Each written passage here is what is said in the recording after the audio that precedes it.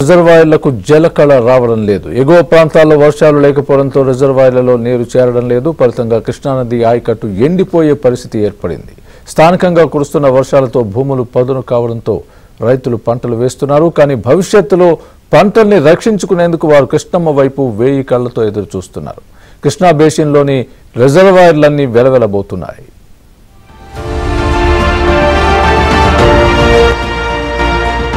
కృష్ణానది పరివాహక ప్రాంతంలో ఆశించిన రీతిలో వర్షాలు లేకపోవడంతో రిజర్వాయర్లకు జలకళ తప్పింది. కర్ణాటకలోని ఎగువ ప్రాంతంలోనూ కృష్ణానది పరివాహక ప్రాంతంలో ఈ సీజన్లో వర్షాలు తగ్గుముఖం పట్టాయి. గతేడాది మాదిరిగానే పరివాహక ప్రాంతంలో వర్షాభావ పరిస్థితులు నెలకొన్నాయి. గతేడాది కూడా కృష్ణానది పరివాహక ప్రాంతంలో రైతాంగం పంటలు పూర్తిగా వేయలేకపోయింది.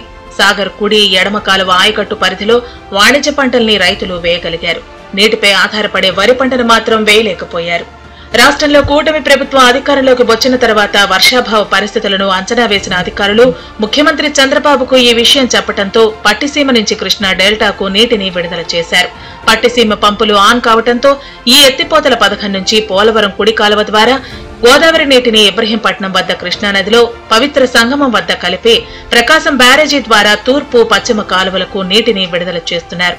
రైతులు కూడా డెల్టాలో నారుమళ్లు పోస్తున్నారు.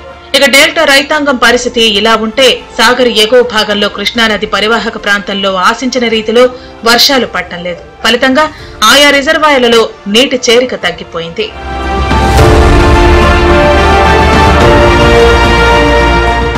కృష్ణానది ఎగువ ప్రాంతంలో కర్ణాటకలో ఆల్మట్టి ప్రాజెక్టు నీటి మట్టం 1699 అడుగులుగా ఉంది. మొత్తం 129 టీఎంసీలు నీరు నిల్వ చేసే అవకాశం ఉండగా ప్రస్తుతం 102 టీఎంసీలు మాత్రమే నీరు నిల్వ ఉంది.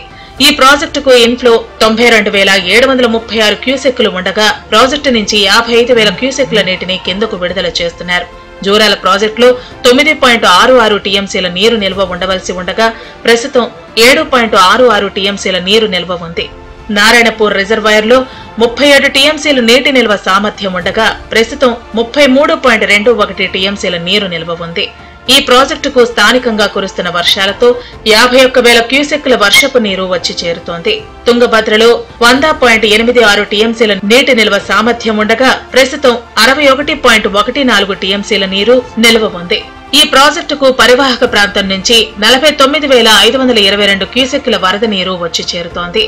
ఇక శ్రీశైలం రిజర్వాయర్లో 215 టీఎంసీల నీటి నిల్వ సామర్థ్యం కాగా ప్రస్తుతం 33.62 టీఎంసీల నీటి నిల్వ మాత్రమే ఉంది.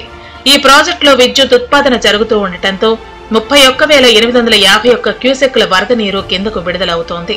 నాగార్జున సాగర్ రిజర్వాయర్ 312 టీఎంసీలు కాగా కేవలం 190 టీఎంసీలు మాత్రమే నీటి నిల్వలు ఉన్నాయి. ఈ ప్రాజెక్టుకు పరివాహక ప్రాంతంలో కురిసిన వర్షాలతో 19,274 క్యూసెక్కుల వరద నీరు వచ్చి చేరుతోంది.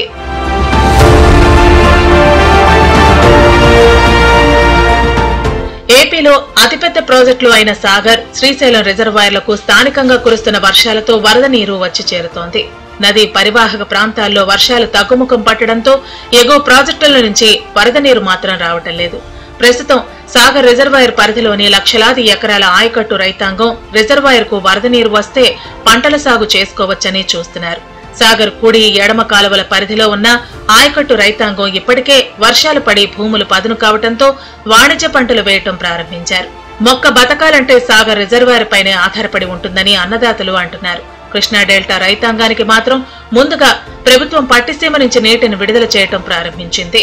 పంట సాగుకు కూడా పట్టిసీమ ద్వారా గోదావరి నీటితో పాటు పులిచింతల రిజర్వాయర్లో ఉన్న 45 టీఎంసీల నీటిని కూడా కలిపి విడుదల చేయాలని ప్రభుత్వం కార్యాచరణ ప్రణాళికను రూపొందించింది.